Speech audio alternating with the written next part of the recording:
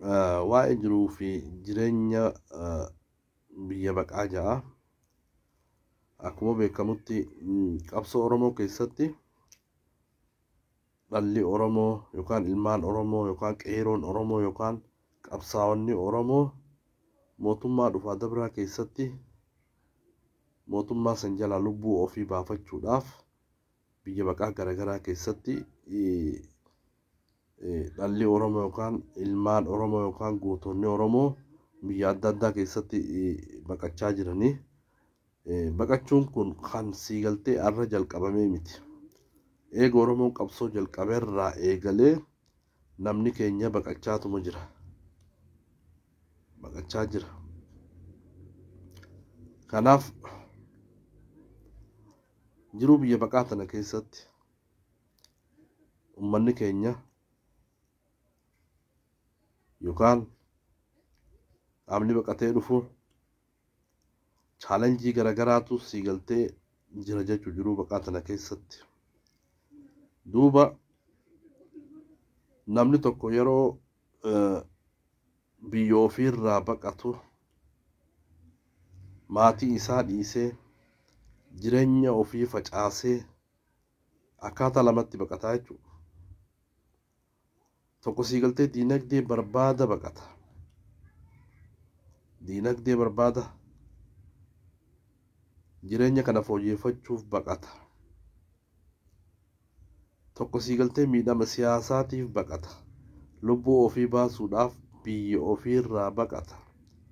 Qabeenya ofii saamamee maatii itti dhabee maqaa qabsoo Oromootiin maqaa waraana bilisummaa Oromoo gargaartaan biyyarraa baqata. Ka diinagdee baqatu sanilleen yookaan laallu mallattuma gabrummaati, wooma gabrummaati. Namni tokko biyya ofii keessatti dalagatee jireenya isaa yookaan fooyyeffatu taate yoo haalli garaagaraa kan mijaa'uuf taate namni wanni baqatee biyya namaatti rakkatuuf hin jiru jechuudha. Kunis mallattuma siigaltee gabrummaati. Duuba maaliin jechuu barbaada seetan? Waa'een jiruu baqaa akkuma beekamutti keessa kan seennee siigaltee ditteel laaluun hin barbaachisu. Duuba jiruu baqaa tana keessatti akkuma reefu jedhetti namni siigaltee dhugaa qabu kan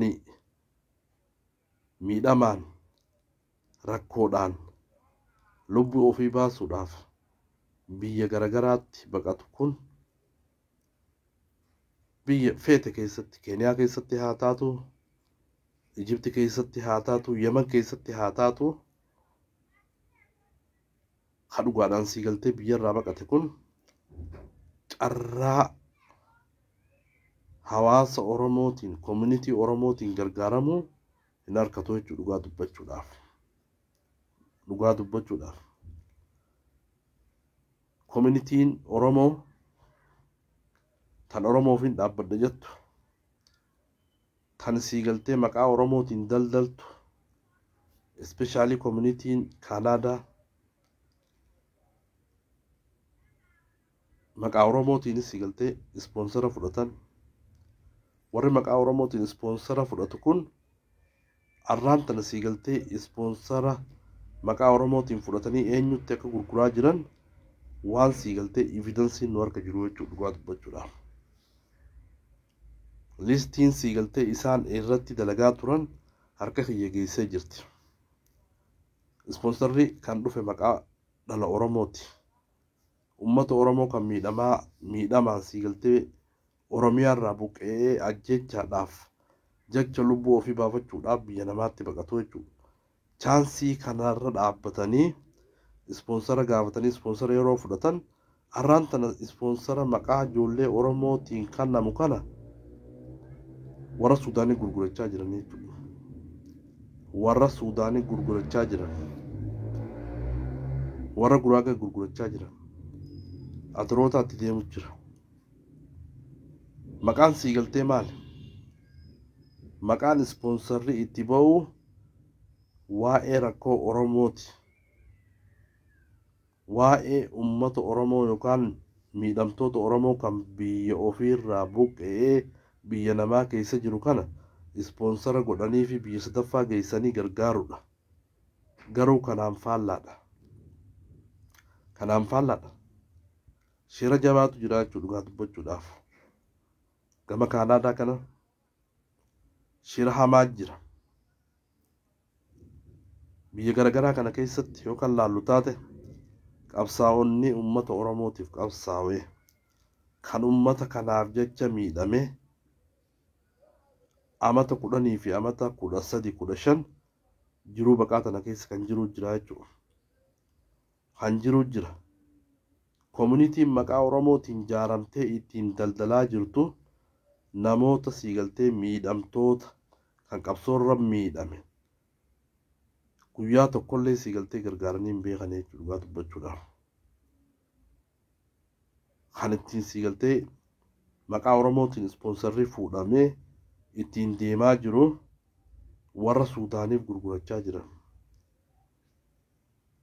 Warra adarootaa itti deemaa jira bitatanii. Somaaliyaa itti deemaa jira. Kana siigaltee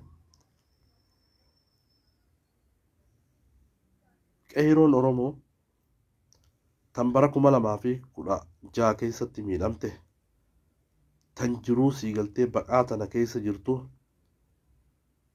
biyya baqaa tana keessatti rakkoo fi gidiraa garaagaraa argaa jiran jechuudha.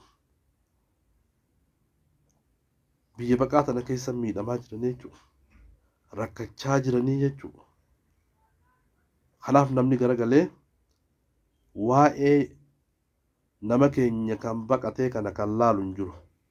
Namni hundinuu warri maqaa Oromootiin daldalu Kaanaadaa ta'anii warri maqaa Oromootiin daldalu yoo waan biraa dhaban ispoonsara san siigaltee irra wallolaniiti warri koominitii fudhatanii osoo warri qabsoo Oromoo tanaaf jecha miidhame jiru irra wallolanii gurguratanii jechuudha. Kana kun uummanni siigaltee Oromoof qabsoo hin jiru. Uummata akkanaati. Uummata siigaltee kiisha ofii guuttachuudhaaf maqaa Oromootiin warra daldaluutu jira jechuudha. Especially community Oromoo community in Canada. Community Oromoo tan Canada. Qabsaa'ota hedduu jira biyya garaagaraa keessatti. Mee maal gootan? Maal gargaartan? Yeroo ispoonsarri kootaa gabba'u yoo waan biraa dhabdan fira keessan ka fagooti biyyarraa fiddan. Yoo waan biraa dhabdan kaadiree OPDOtan biyya keessan nama cinqaa turte fuutanii Naayiroobii fiddanii takka Ijipti geessitanii jiti ispoonsara gootaniif qabsaa'aa guddaa jettanii warri koominitii kana dalagaa jirtan. Wanni isin godhaa jirtan kana. Nama kaleessa biyyatti ijoollee Oromoo baqachiise qabsaa'aa jettanii Naayiroobii fiddanii Naayiroobii irraa ispoonsara gootanii asii hiree gootanii fi siigaltee Kaanaadaa ooftan. Warri qabsoo Oromoo tanaaf miidhame amata 15 fi 16 Naayiroobii keessaa gidiraa argaa jira. Tana faayidaan teessan. Tana yeroo bu'aan geesse yeroo faayidaan geesse nama ofoo nama kiyyan jettan namuma siigaltee dhiiga keessanii lakkootan nama dhiiga keessanii itti gurgurattan hanna guddoodha tun dhugaa dubbachuudha. Maqaa Oromootiin fudhatan ispoonsara. Maqaa Oromootiin kootaa fudhatan. Shirri isin dalaydan shira biraati. Maqaa Oromootiin fudhatanii sabaaf sablammii Itoophiyaatti gurgurtanii Kanaadaa keessa guuraa jirtan. Dhalli Oromoo siigaltee kan qabsaa'ee biyyarraa bee qeeroon Oromoo tan miidhamtee qabsoorra miidhamte taarkisii laamshawe ta gurraan hin dhageenye taarkii siigaltee miidhame tan miilli miidhame biyya baqaa garaagaraa keessatti miidhamaa jiran jechuudha dhugaa dubbachuudhaaf. ala bulaa jiran jechuudha barandaa bulaa jiran qoonqoodhaan miidhamaa jiran warri kaleessa siigaltee gootummaadhaan biyya keessa qabsaawaa ture warri biyya keessa siigaltee qabsoo Oromoo tanaaf jecha wareegama kafalaa ture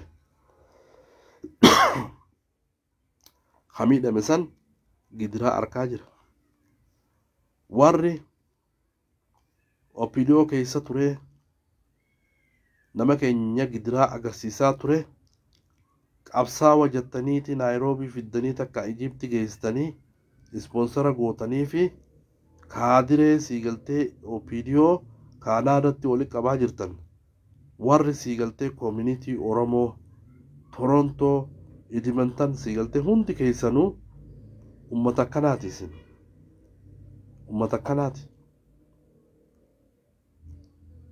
garuu maqaa Oromootiin ispoonsara kana walitti qabdan maqaa Oromootiin daldalaa jirtan duraala 10,000 gurgurtan ispoonsara faamiliyoota duraala 20,000 jechaa jirtan duraala 20,000 kana siigaltee waan shira hamaadha jechuudha waan shira hamaa maqaa Oromootiin fudhattee duraala 20,000 siigaltee saba biraatiif nama Oromootiif illee gurgurtu Suudaaniif gurgurta especially Suudaaniif gurgurta foormiin keessan siigaltee naarka ga'ee jira jechuudha dhugaa dubbachuudhaaf warri ispoonsara koomunitii irraa fuutanii koomunitii Kanaadaa irraa fuutanii saba biraatiif siigaltee gurgurtan ani hanqa tokko siigaltee naarka ga'ee jira jechuudha ummata kanaa kanaatutu qabsoo Oromoo godha ummata kanaa kanaatutu Oromoodhaaf yaada ummanni kira sassaabaan ummanni siigaltee shiftaan ummanni hattuun biyya alaa tana jira dhugaa dubbachuudha warra siigaltee maqaa Oromootiin daldalu kan maqaa Oromootiin maallaqa walitti qabatu ummata kanaa kanaatutu biyya alaa tana keessa especially waan community jaaniin tana ummata kanaa jira dhugaa dubbachuudha ummata qabsaa'ota Oromoo dagatee kaadiree opidiyoo Kanaadaa guute ispoonsara godhanii fi ummata kanaati communitiin Oromoo tana kun faayidaan isii kana kaadiree opidiyoo fuutanii qabsaa'oo jettanii naayiroobii fiddanii ispoonsara gootanii fi Kaanaadaatti walitti qabdan ammoo hasaba kanaaf dhugaan qabsaawe hansaba kanaaf falmatee miidhamee jiruu fi jireenya itti dhabee biyyarraa ba'e arallee siigaltee biyya namaa tana keessaa gidiraa arkaa jira jechuudha gidiraa arkaa jira ijoolleen teenya qeeroon teenya tan biyyarraa baqatte gidiraa arkaa jirti biyya baqaa keessatti namni garagalee ilaalu hin jiru miseensa opidiyoo kaadiree opidiyoo tan biyya keessaa nama cinqaa turtee fi koomunitiin Kaanaadaa ispoonsara Kaanaadaa gootanii ichi guuraa jirtan kana hunoo faayidaan isin godhaa jirtan kanaaf wanni siigaltee isin godhaa jirtan hanna hamtuudha jechuudha dhugaa dubbachuudha ispoonsarri maqaa Oromootiin bo'u kana bar fuutaniiti isin walii hirtanii anis lama naaqannii sadi naaqannii jettanii haan fuutanii gurgurattan beeytu akkas godhaa jirtan duraala 10,000 gurgurachaa jirtan ispoonsarri kan isin fuutaniif dhala Oromoo kan siigaltee jiruu fi jireenya biyya baqaa tana keessa rakkate kan miidhame kanaaf jechuun wanni isin siigaltee propoozaala dalaydanii qaama ispoonsara godhu wajjin agirmantii gootanii yeroo fuutan akkana fuutan ammoo irra guddaan namni qabsoo Oromoo tanaaf miidhamee biyya ofiirraa baqatee biyya baqaa keessa jiru ispoonsara Kanaadaa kan koomunitiin Kanaadaa gootu itti fayyadamaa jiru kan itti fayyadamaa jiru kan Kanaadaatti walitti qabdan kaadiree opidiyoo tan kaleessa biyya keessaa nama cinqaa turte tanarra sii galtee ati Kaanaadaatiin see obboleessa kiyya qabsaa'oo jettee ispoonsara gootuuf kan sii galtee opiidiyoo biyya keessaa nama fixaa turtetti ispoonsaraan maallaqaan gurgurattu jechuudha. Ispoonsara maqaa Oromootiin beekan uummata akkanaa kanaa jira. Uummata akkanaa kanaa jira. Nama akkanaa kanaa jira.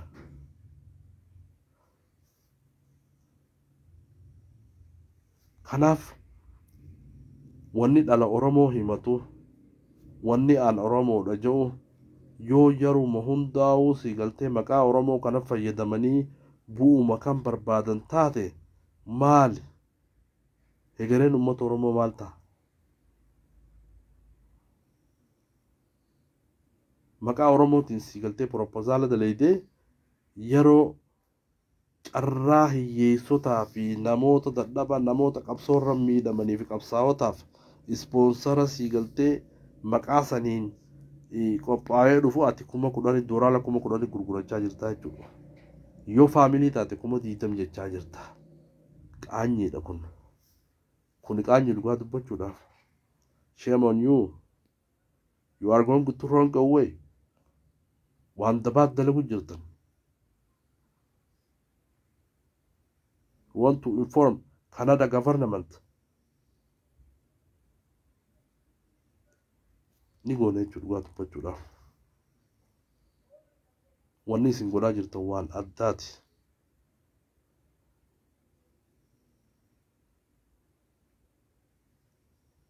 Kana jechuudha waan nama aarsaati. Waan nama aarsaati.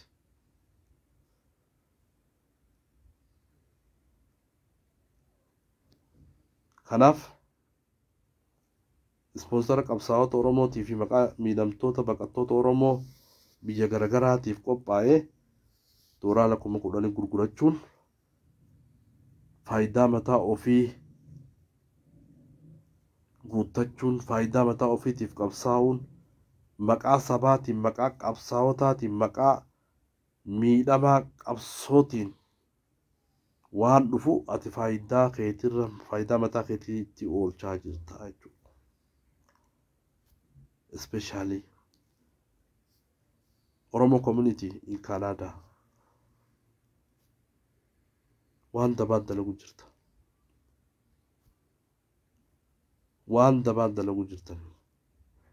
Wanni kun sii galtee sirraa'uutu barbaachisa. Sirreeffachuutu barbaachisa. Kanaaf wanni kun yoo sii galtee ispoonsara maqaa Oromootiin gootanii saba Itoophiyaa keessatti Oromoon taane gurguraa jirtan kana yoo dhaabuu hin baane listii sii galtee isin Suudaanii fi warra Somaaleetii fi Guraageetti isin gurgurtan as gubbatti hin gabbaase jechuudha dhugaa dubbachuudhaaf. Kana beek. Kanaaf maqaa Oromoo qabatanii jiti community Oromoo jettanii Oromoo community jettanii biyya alaa tana keessa teessanii wanni isin dalaydan shira jechuudha. Shirri isin dalaydan biyya alaa tana keessatti kaadiree opiidiyoo qabsaa'oo jettanii ispoonsara gootanii biyya Kaanaadaa baasuudha. Wanni isin godhaa jirtan kana. Yookaanoo maallaqa $10,000 gurguratanii carraa nama Oromootiif carraa miidhamaa baqataa Oromootiif dhufe kana balleessuu irratti dalagaa jirtan. Mootummaa biyyaa nama baaftuutu irra yakkamaadha moo isin warra maqaa Oromootiin ispoonsara fuudhee $10,000 gurguratuutu irra yakkama kan joos mee matuma keessan gaafadha.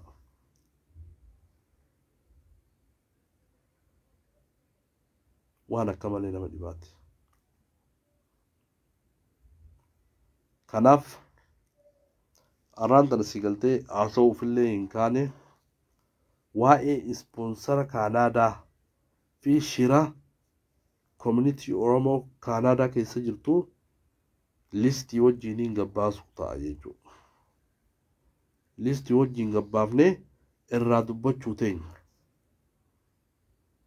Warri sii galtee ispoonsarri godhameef eenyu nama sii galtee bar qabsaawaa Oromoo yookaan miidhamaa Oromoo kan miidhame nama tokkoof godhamee bar dhibba gurguratamaa bar. Doolara 10,000tti nama 100f gurgurama. Garuu nama qabsaawaa Oromoo nama miidhameef tokkomicha godhan. Irra guddaa sii galtee 99% Guraageef gurguran, Somaaleef Suudaaniif gurguranii jechuudha dhugaa dubbachuudhaaf. Awwaalin listii na harka geesseen dubbachaa jira. Kanaaf hundi kun hatattamaan ispoonsarri Kanaadaa kan maqaa Oromootiin maqaa saba kanaatiin fuutanii ittiin doolaara 10,000tti ittiin gurgurachaa jirtan wanni kun dhaabbachuun sirraa'uun barbaachisaadha. Kanaan dubbachuu barbaadan. Yoo kun sii galtee sirraa'uu baate rakkoodha. Rakkoo ajaa'ibaati. Kana biyya garaagaraa keessatti yoo kan laallu taate Ijipti keessattis Naayiroobii keessattis Yaman keessattis yoo kan laallu taate ispoonsara Kanaadaatiin sii galtee namni biyya Kanaadaa tana deemu jiru dhala Oromoo tan sii galtee qabsoorra miidhamte osoo hin taane nama sii galtee kaadiree biyya keessaa nama cinqaa ture. Kan sii galtee ati qabsaawaadha jettee ispoonsara Kanaadaa gootee fi Kanaadaa baasuu jirtu hedduutu jiraachuu. Eenyu kan kana godhuuf Oromoo community in Canada. Community Oromoo tan Kanaadaa jirtuutu qabsaawa jettee sii galtee ispoonsara gootee fi baasaa jirti. Biyya Ijiptii keessatti kana dubbachuu danda'an. Namni saba kanaan miidhame qabsoo Oromootiif miidhame biyya Ijiptii keessaa haa ta'uu, biyya Keeniyaa keessaa haa ta'uu, Yaman keessaa haa ta'uu bakka sii galtee warri baqatee jiru hunda keessatti carraa warri miidhame sana argachaa hin jiru. Kan carraa argachaa jiru fira sii galtee hooggantoota community Oromoo Kanaadaa warra saniif sii galtee chaansiin kun kan namaa jira. Asanirraa hafamee ni gurgurama jechuudha. Doolaara 10,000 gurgurama. Faamilii 20,000 gurgurama.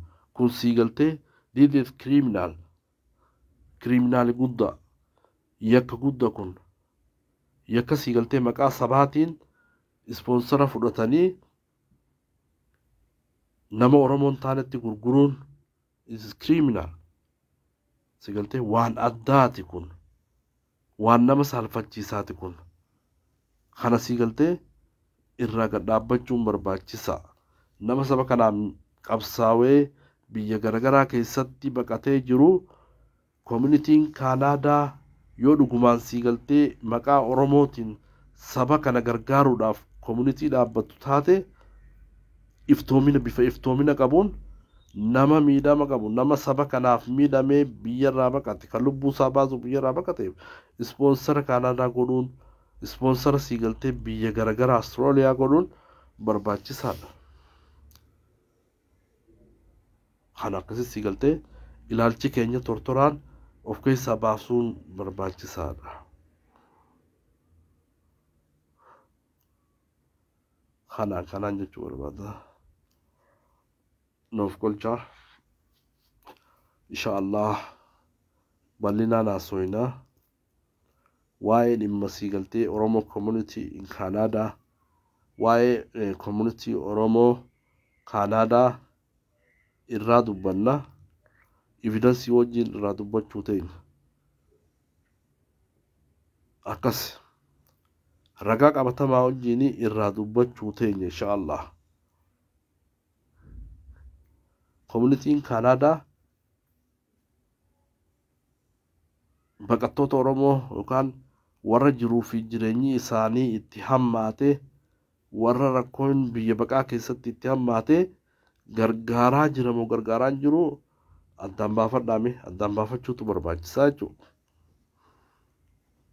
Addaan baafachuu barbaachisa.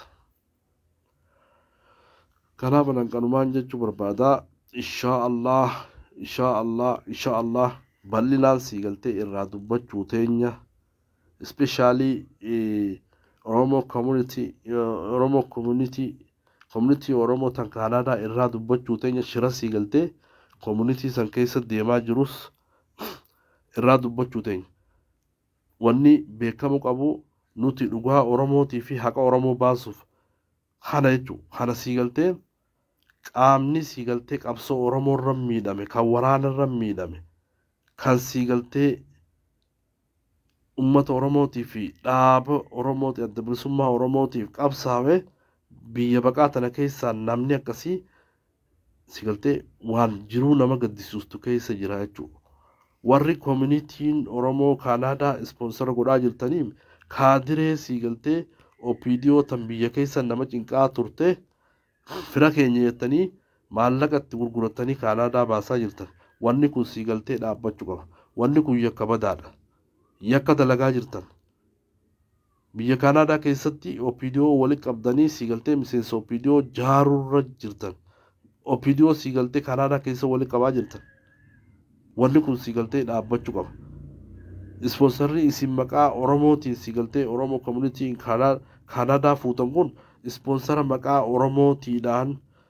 Oromootiin fuutanii wanni isin godhaa jirtan kaadireedhaan gurguraa jirtan. Suudaaniif gurguraa jirtan. Somaaleef gurguraa jirtan. Wanni kun sii galtee hatattamaan duraa dhaabbachuutu barbaachisa.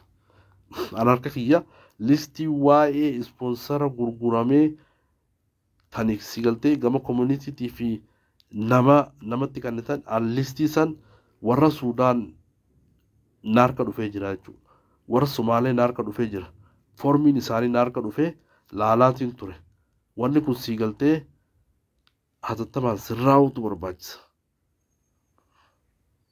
Maqaa Oromootiin daldaluun hin barbaachisu. Maqaa Oromootiin sii galtee maqaa Oromoo qabattee Oromoo nyaachuun hin barbaachisu.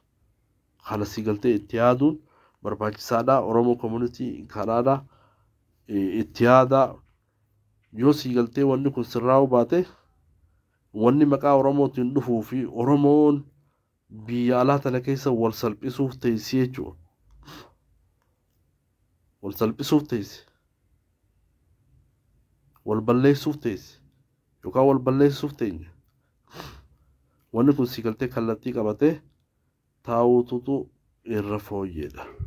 Barbaachisaadha jechuudha. Kanaaf kanumaan jechuu barbaada. Nagayaan jiraadhaa. Injifannaan uummata Oromootiif haa taatu. Haqa dhugaa uummanni Oromoo qabu, haqa uummanni Oromoo qabu daba sii galtee qaama Oromootii fi organizationii Oromoo bira jiru hundaa'u dubbachuudhaaf qophiidha. Maaliif arraan tanoonni dubbannuuf dhugaan akka sii galtee qabsoo teenyaa fi community Oromoo keessa dhugaan akka dhufuu fi dubbachaa jirra jechuudha. Nama irratti xiyyeeffannee yookaan community irratti xiyyeeffannee waa arrabsuuf miti. Akka isaan sii galtee tartiiba irratti deebi'anii waan haqaa takka dalaganiif kana jechuun wanni dubbachaa jirru. Tanaaf dubbachaa jira inshaallah gara fuulduraallee bal'inaan irraa dubbannee bal'inaan komanna because we have evidence. Evidence harkaa qabna jechuudha. Ani evidence harkaa hin qaba. Tana sii galtee natti dhuftee foormiin akka namtee warra Suudaanii fi warra Somaaleetii fi warra Eeltiriyaa foormii harka kiyya dhuftee tanii ilaalee jira jechuudha. Kun sii galtee dogongora guddaadha. Carraa maqaa Oromootiin kenname fuudhanii sii galtee saba biraatiif gurguruun it is shame qaanyiidha. Kun qaanyii guddaa warra community Kanaadaa tan Oromootiin salphina guddaadha. Kun wallaahi salphina guddaa. Kanaaf takka sii galtee dubbannee jirti yoo takka irraa dubbachuu teenya irraa dubbannaa haqa baafnaa jechuudha. Yoo inni kun sirraa'uu baate immigireeshinii Kanaadaa sanis sii galtee waan dandeenyu barreessinee wanni kun akka sirraa'u goona. Yoo sii galtee kun ta'uu baate wanni kun sirraa'uutu barbaachisaa jechuudha. Communitiin Oromoo tan Kanaadaa jirtu sirreessuutu barbaachisa. Yoo kun hin sirrooyne warra sii galtee immigireeshinii head of immigration Kaanaadaatti waan akkanaa tanaa jira jennee qaama garagaraatiin sii galtee imeela garagaraa goone wanni kun wannummaan sii galtee kun akka dhaabbatu godhuun ni danda'ama jechuudha. Garuu carraa uummata Oromootii fi ijoollee Oromootiif dhufu dura dhaabbachuu waan ta'uuf namni hedduu waan kana sii galtee callisee dogongora isin keessa jirtan kana bira dabraa jira. Carraa saba kanaa carraa ijoollee tanaatu xiqqollee taatu sii galtee nama faamilii faa carraa godhuu jira. Kanaa cufamaadha namni bira kutaa jira jechuudha. Kanaaf wanni kun sii galtee waan hamaadha. Aadaa hamtuu keessa jirra. Wanni kun sirraa'uutu barbaachisaa jechuudha. Sirreeffachuutu barbaachisaa jechuudha. Ni deemta maqaa sii galtee riileejinii garagaraa bira dheeyitee maqaa Oromootiin sii galtee maqaa Oromootiin ispoonsara ni guurta. Warra kiristaanaa kana bira deemtee maqaa Oromootiin sii galtee organaayizeeshinii warra kiristaanaa kana bira dheeyitee maqaa Oromootiin ispoonsara ni guurta. Eega ispoonsara maqaa Oromootii fi miidhamtoota sii galtee miidhamtoota baqattoota Oromoo biyya garagaraa ibsitee jirti sii galtee Oromoon akkana jirti Oromoon akkana jirti ispoonsara ni fuuta. Ispoonsara fuute san fuutee doolaara 10,000 gurguratta. Yoo faamilii taate 15,000 fi laaqqa 17,000 nama gaafachaa jirta. Kun qaanyii guddaa. This shame. An kanumaan jechuu barbaadaa galatoomaa fayyaadaa.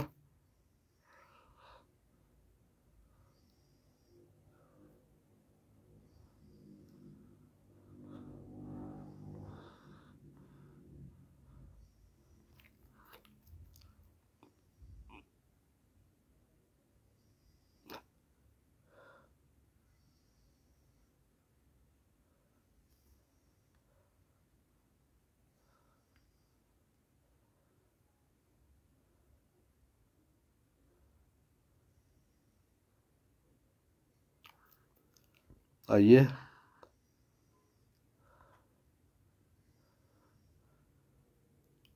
Okay.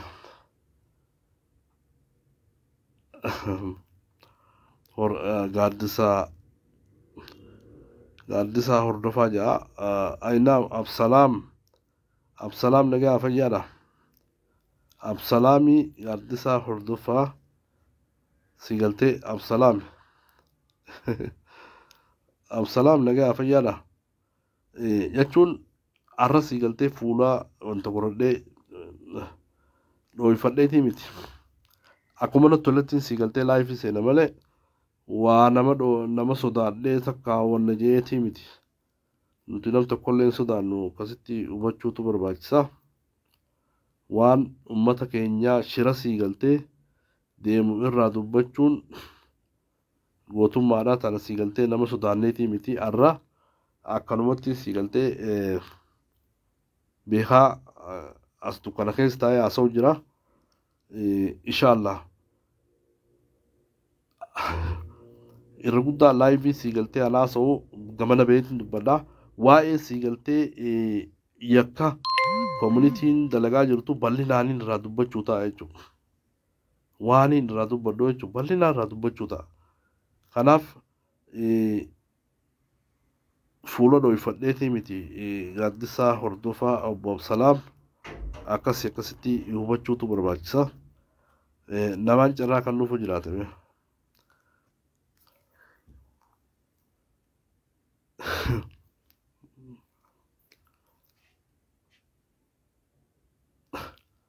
Nuti bara fakkeenyaaf koominitiin sii galtee Oromoo koominitiin sii galtee biyya garagaraa keessa jirtu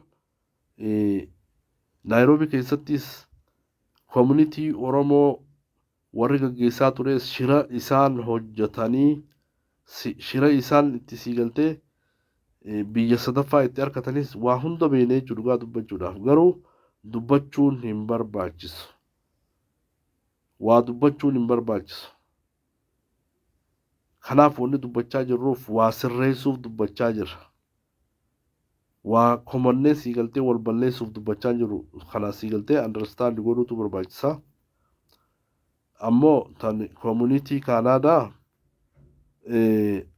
sirraa'uu qabdi. Kana sii galtee sirraa'uun dirqama.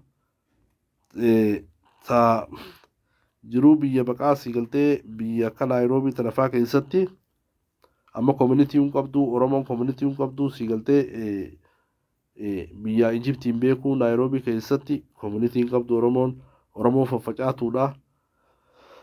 Community siigaltee duraan Oromoo harka turtee amma gama Somaalee dabartee jirti akka Itoophiyaatti. Kanaas kan godhe siigaltee warri amma dura community Oromoo Kanaadaa Oromoo Naayiroobii keessa tures waan siigaltee shira hedduu jira. Shira hedduu abbaan siigaltee community hoogganee community dhajee an dura bu'aa community jee UN bira dhaqeeti faayiduu mataa isaa dubbatee risilimentii fudhatee jechuudha. Bar waan ajaa'ibaa jira Oromoo tana bira. Oromoo tana bira waan ajaa'ibaa jira. Hanga siigaltee hoogganaa community jettee ati siigaltee Oromoo durata sumuda tolfatee siigaltee maallaqaan ittiin guuraa ture jechuudha. Silaa ta'irraa gadii siigaltee community biyya baqaa tana keessa jechuudha. Biyya Afrikaa tana keessa. Tunuu siigaltee faayidaa mataa ofii bichaaf warra jiraatu jechuudha dhugaa dubbachuudhaaf. Waan siigaltee ajaa'ibaatu jira.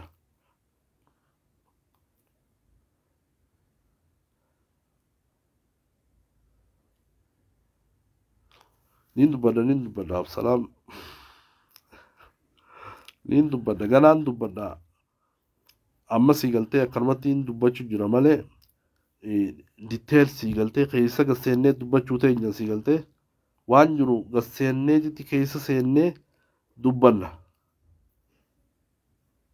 Kanaaf wanni dubbannuuf haqa warra siigaltee haqa warra biyya isaarraa baqatee miidhamaa jiru biyya baqaa keessatti warra sanii jecha dubbanna.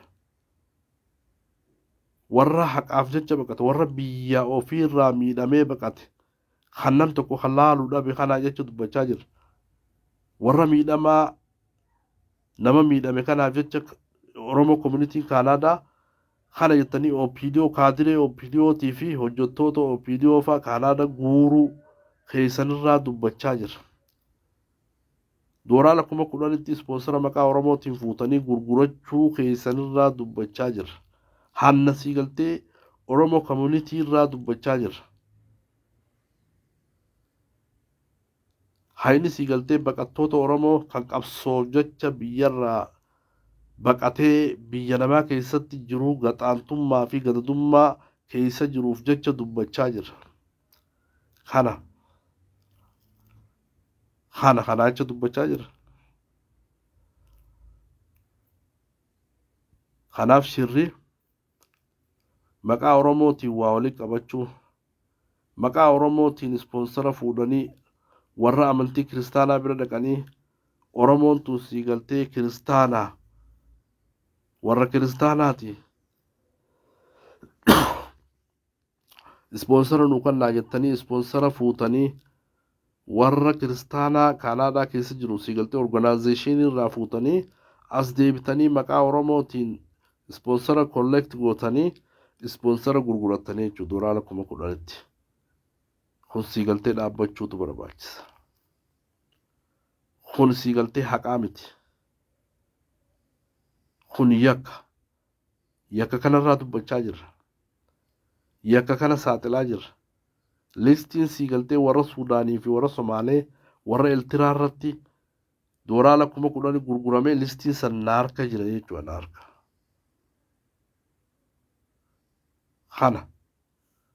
Kanaaf kanarraa hin dubbachaa jira. Aan nama sodaadhee siigaltee dhokachaa hin jiru. Ani siigaltee takkaa nama sodaadhee hin beeku. Har'a ammoo kanuma naa taatee siigaltee dukkana keessatti haasawaa jira. Niin haasawu jee pirogiraama qabadhee onnan jennee akkanuma siigaltee dhufteetiin haasawu jira malee nama sodaadhee takkaa nama sodaannee hin beeknu dhugaa dubbachuudhaaf. Takkaa nama sodaannee hin beeknu.